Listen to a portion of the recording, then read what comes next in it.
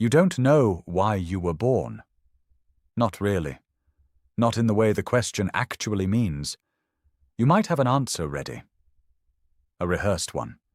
Something about family, or faith, or work, or a feeling you've carried since childhood that points in a particular direction. Those answers are real. They matter. But they're not answers to this question. This question, why were you born, is asking something different.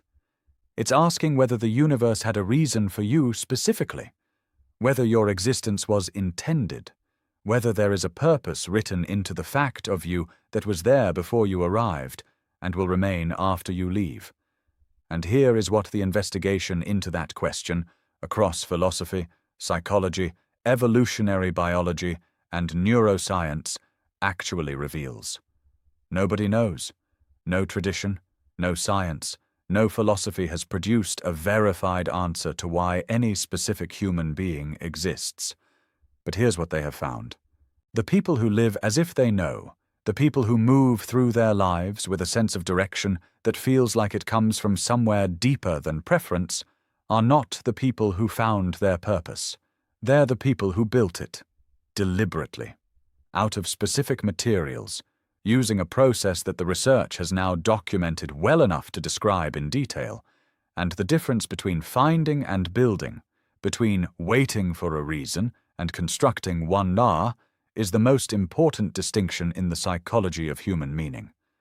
By the end of this, you'll understand not just why the question matters, but what the evidence says about how to answer it. There's one specific finding, from a longitudinal study that tracked the same people for over 40 years, that changes everything about how this question should be approached. We'll get there. Start with what biology actually says about why you were born. The answer is fast, and it's uncomfortable. From a purely biological standpoint, you were born because two organisms reproduced. The purpose of that reproduction, in the only framework biology offers, is the continuation of genetic material. You exist to carry genes forward, to survive long enough to pass them on, or to support the survival of those who share them. That's it. That's the biological answer. There is no biological mechanism for individual purpose. Evolution does not produce organisms with inherent meaning. It produces organisms with survival drives. The drive to eat, to connect, to reproduce, to protect. These feel meaningful from the inside. From the outside, they are optimization functions. This is not a nihilistic statement, it's a clarifying one. Because once you understand what biology does not provide, the question of where meaning actually comes from becomes much more interesting. The ancient Greeks had a word for this: telos, the inherent purpose or end goal of a thing. An acorn's telos is to become an oak tree. A knife's telos is to cut. Aristotle argued that humans had a telos too, a specific function that, when fulfilled, produced what he called eudaimonia, often translated as happiness, but more accurately translated as flourishing. The experience of being fully what you are. For Aristotle, human telos was reason. The capacity for rational thought and its application to a well-lived life was what humans were for. It was a beautiful answer. It was also an answer built from within a specific cultural moment, a specific place, a specific set of assumptions about what humans were and what the world was for. And here's the problem that every attempt to define human purpose runs into. The answer always reflects who is asking.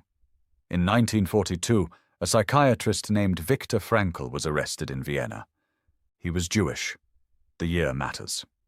By the end of that year, he was in a Nazi concentration camp. Over the following 3 years, he would be transferred through 4 camps, including Auschwitz. His wife, his parents, and his brother would all die in the camps.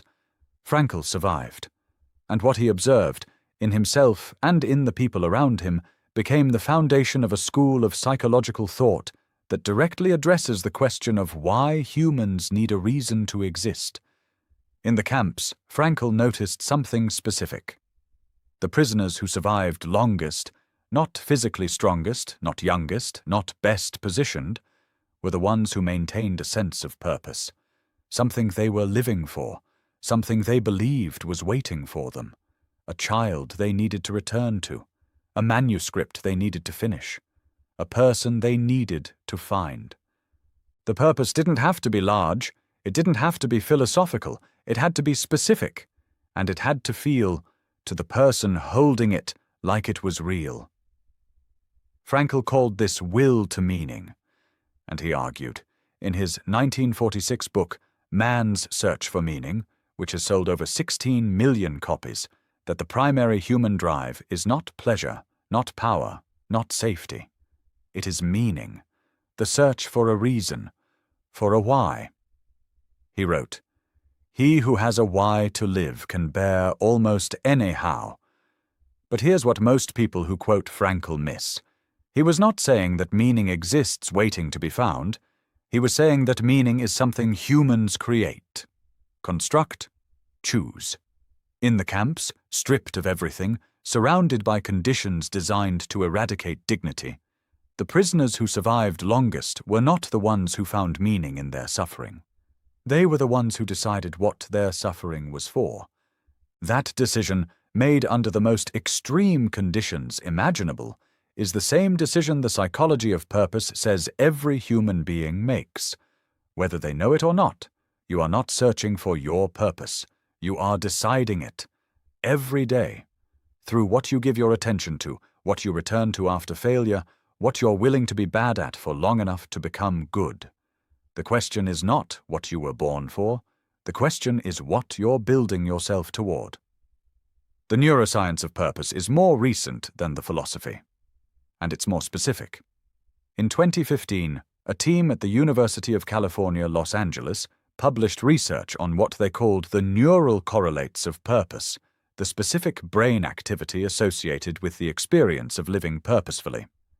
They found that participants who scored high on purpose measures showed significantly elevated activity in two regions: the ventromedial prefrontal cortex, associated with self-relevant processing and value-based decision-making, and the ventral striatum, the brain's primary reward processing center.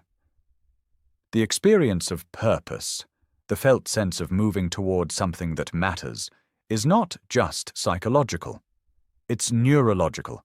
It produces a specific, measurable brain state. And crucially, that brain state is associated with better health outcomes, longer life, reduced risk of Alzheimer's disease, lower rates of depression and anxiety, and higher resilience under stress. A 2019 meta-analysis published in JAMA Psychiatry reviewed 10 studies covering over 136,000 participants. The finding was direct. Higher sense of purpose was associated with significantly reduced risk of all-cause mortality. Not slightly, significantly.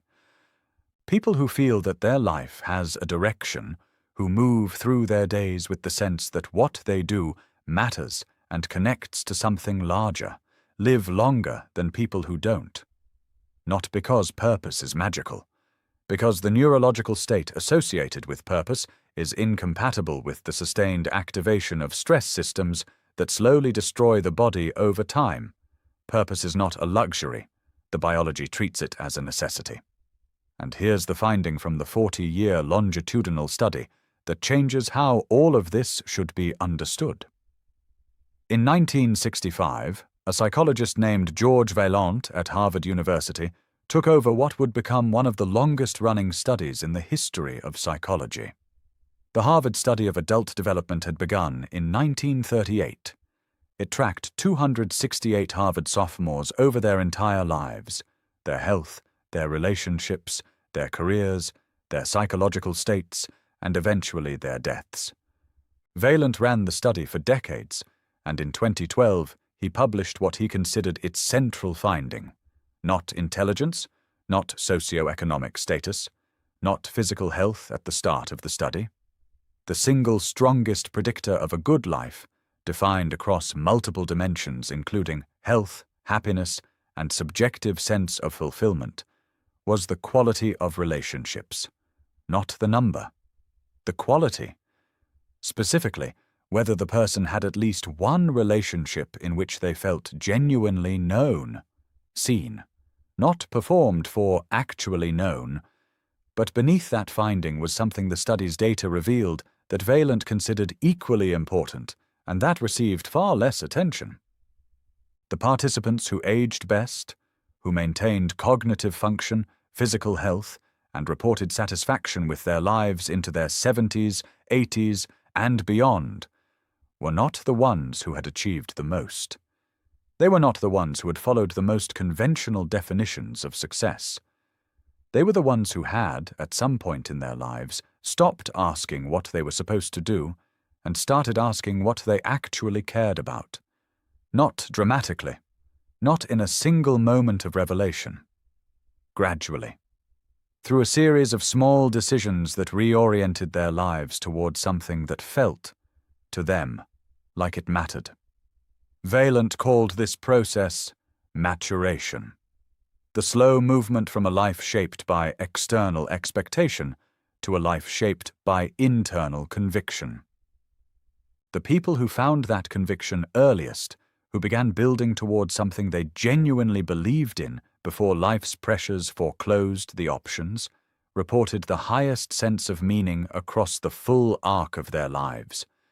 The people who never made the shift, who reached the end of their working lives having pursued other people's definitions of success, reported the lowest. The question of why you were born may not have a universal answer, but the data on what happens when you live as if you have one is unambiguous. Here's what the investigation produces when you bring all of this together. Biology gives you no purpose. It gives you drives. Philosophy gives you frameworks, different ones, depending on the tradition, the era, the assumptions built in. Psychology gives you something more useful than either. It tells you what happens in the brain and body of a person who is living purposefully, and what happens to the brain and body of a person who isn't. And what it shows is this. Purpose is not a discovery. It's a construction project. The people who live with the deepest sense of meaning are not the people who found their reason. They're the people who chose one, and then organized their lives around that choice consistently enough that the choice became a conviction. The choosing is the work, not the finding. And the choosing is available to you right now, not after the right experience arrives, not after you've figured out what you were born for. Now. 3 questions. That's what the research suggests. Not a personality test, not a quiz. 3 questions that, taken seriously and answered honestly, begin the construction process. The first. What would you keep doing if no one was watching and no one was paying you? Not what you think you should value, what you actually return to, what you do when there's no external reason to do it. The second, what kind of suffering are you willing to accept? Because every meaningful life involves sustained difficulty. The question is not whether you'll suffer in pursuit of something.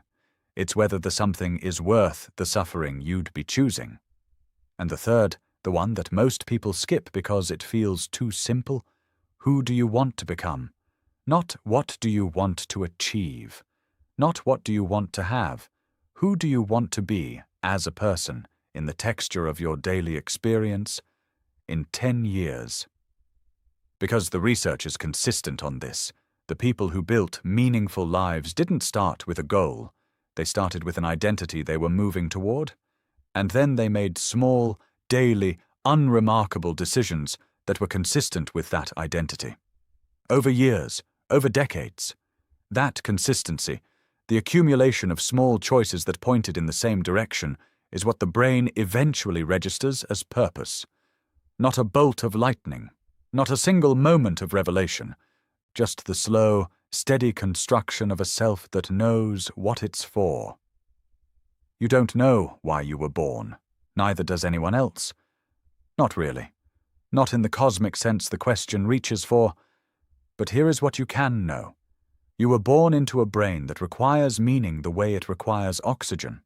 That runs better, lives longer, and suffers less when it has a direction to move in. You were born into a body that responds to purpose at the cellular level, that is, in a measurable biological sense, healthier when the person inside it believes their life is pointed somewhere. And you were born with the capacity, documented, researched, observed across thousands of lives tracked over decades, to construct that direction yourself, from your own materials, according to your own convictions. The universe may not have had a reason for you, but you can have a reason for yourself. And the evidence says that decision made seriously, pursued consistently, revised as you learn more about who you actually are, is the closest thing to an answer this question has ever produced. Not why you were born, but what you're building yourself into. That answer is yours to write. And the only way to get it wrong is to never start. If this is the kind of content that stays with you, subscribe for new videos. This channel goes where the big questions live, and there's always another one worth asking.